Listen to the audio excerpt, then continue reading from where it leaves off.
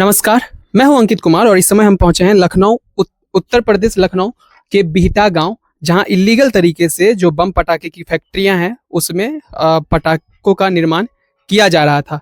Mobile आप silent कर लीजिए थोड़ा।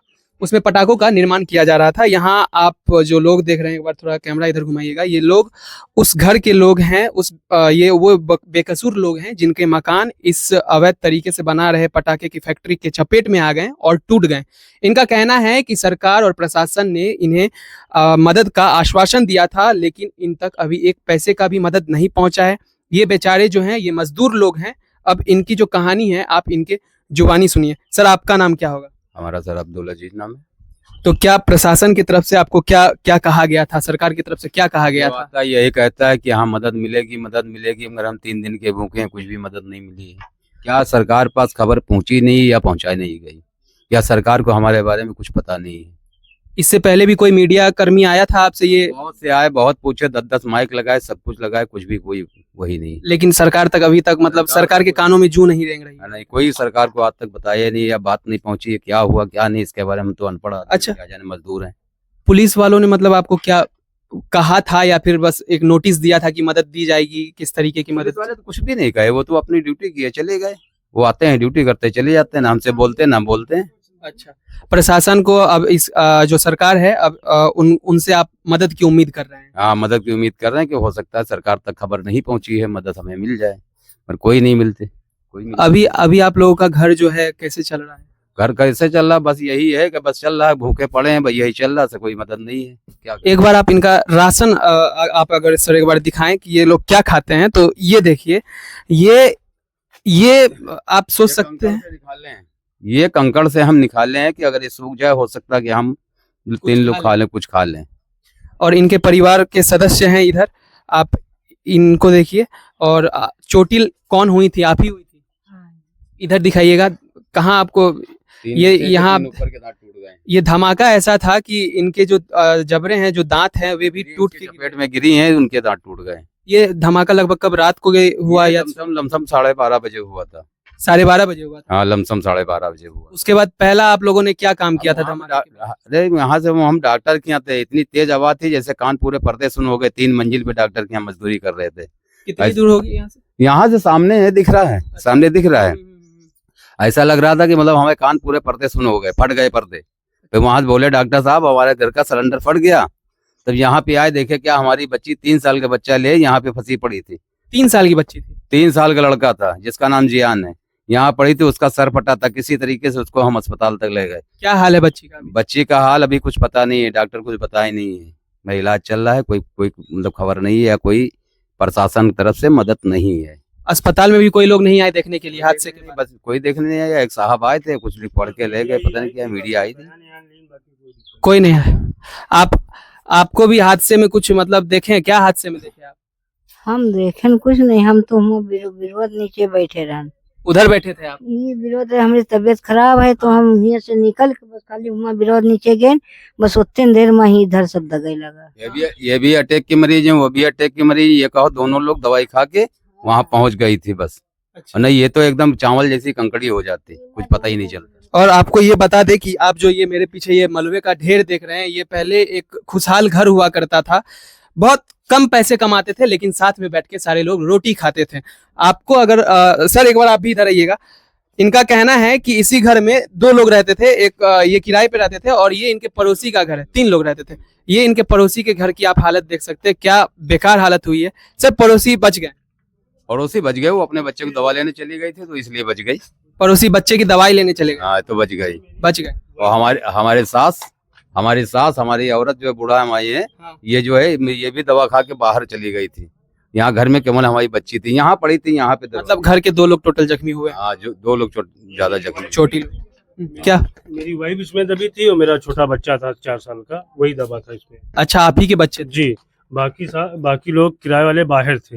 मेरे वाइफ मेरे बच्चे दबे। जब हम इनको फोन किए, अपने दामाद को फोन किए हैं, तब ये वहां से भाग के आए। ऐसा हादसा हो गया? जल्दी हादसा हुआ। मैं ड्यूटी। आप क्या करते हैं? हम जी कबाब पराठा वेज बनाते हैं, वहाँ ड्यूटी कर रहे थे।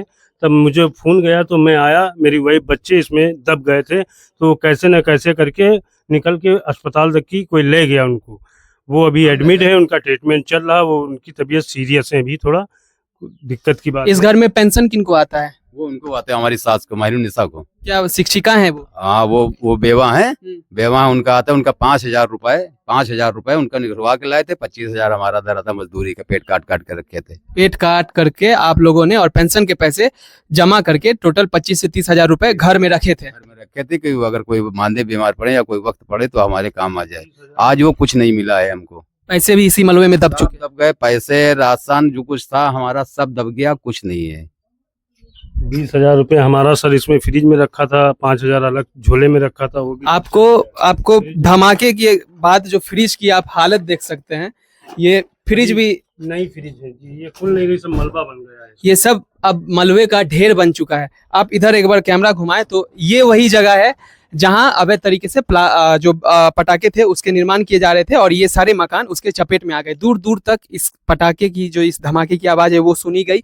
लोगों के दिल में अभी भी भय बना हुआ है। लेकिन आप यहाँ देख सकते हैं, वो खंबा हिल गया, सामने देखो, वो देखो खंबा हिल गया, देखो सामने है, दिख रहा है, वो है वहां तक सब हिल गया। आप दूर दूर तक इस धमाके की आवाज सुनी गई। लोग अभी भी भय में है। लेकिन प्रशासन, मुझे लगता है जिस दिन धमाका हुई सर, बस उस दिन आई होगी और उसके अगले दिन आई होगी ना। 2 दिन आई है, उसके बाद कोई नहीं आया पूछने हमको। उसके बाद यहाँ आप देख सकते हैं बिल्कुल वीरान पड़ा है। ये लोग अपने ही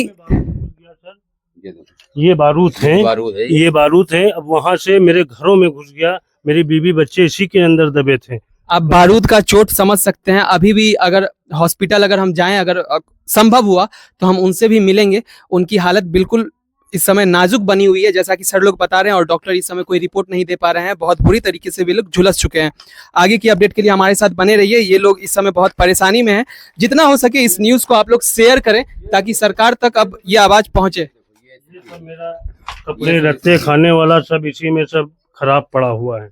ये सब आपका मतलब कपड़ा लत्ता खाना पीना सब बर्बाद। सिलेंडर पिलेंडर चूल्हा पूरा सब खराब हो गया। ये देखिए इनका राशन का, आप देखिए जो बचा है इनके पास यही। निकाल के बीन के निकाले हैं, मट्टी से निकाल के बीने धुले हैं इसको। ये देखिए, ये देखो हमारे घर की स्थिति। ये किचन है क्या? हाँ, ये किचन नहीं है, ये बर्तन वर्तन धुलते हैं इसमें। अब कहाँ रखें, यही जगह है तो इसी में रख दिए। और यही सब जो राशन है ये सब आप लोग चुन चुन के काम चला रहे हैं। चुन के काम चला रहे हैं, क्या करें। इधर आप देखिए यहाँ पास्ता वगैरह भी रखा हुआ है। कुछ ये बेचारे चुन, इसमें भी अभी गंदगी आपको दिख ही रही होंगी, बालू उलू है सब। ये लोग बेचारे इसमें से चुन चुन के निकाल के अपना काम चला रहे हैं बस। अब इनके पास ना पहनने के लिए कपड़े बचे हैं, जिसका ये आप 3 दिन से आपने यही कपड़े पहने हैं, कुछ नहीं है हमारे पास। अब इनके पास कुछ नहीं है, सरकार कोई मदद नहीं हमारी कर रही है। तो आप इसके बाद कभी मोदी साहब पास आज तक अभी कोई खबर नहीं पहुंची, इसलिए मतलब हमारी कोई मदद नहीं मिली। यहाँ के प्रधान नहीं पूछने आए कि आप लोग भूखे हैं, प्यासे हैं, कैसे हैं, कैसे नहीं।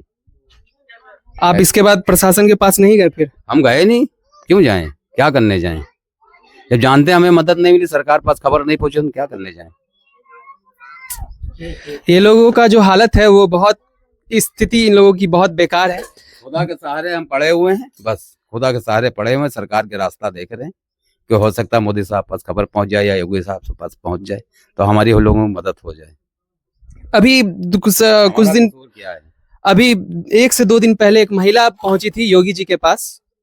उनके पास रोजगार का काम नहीं था, योगी जी ने उन्हें सिलाई मशीन दिलाई और अभी वे अच्छा से अपना रोजगार करके बेचारी घर द्वार चला रही हैं।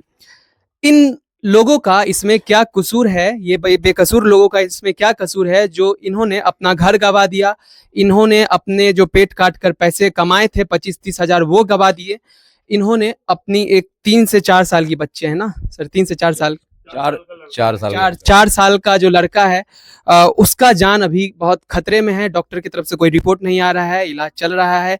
जो इनकी बहू है, जो इनकी बेटी है घर की, उनकी भी हालत अभी नाजुक बताई जा रही है। इनकी क्या कसूर है आप हमें बताएं। सरकार की तरफ से कोई मदद का आसार अभी भी नहीं है, प्रशासन के तरफ से कोई मदद का आसार नहीं है।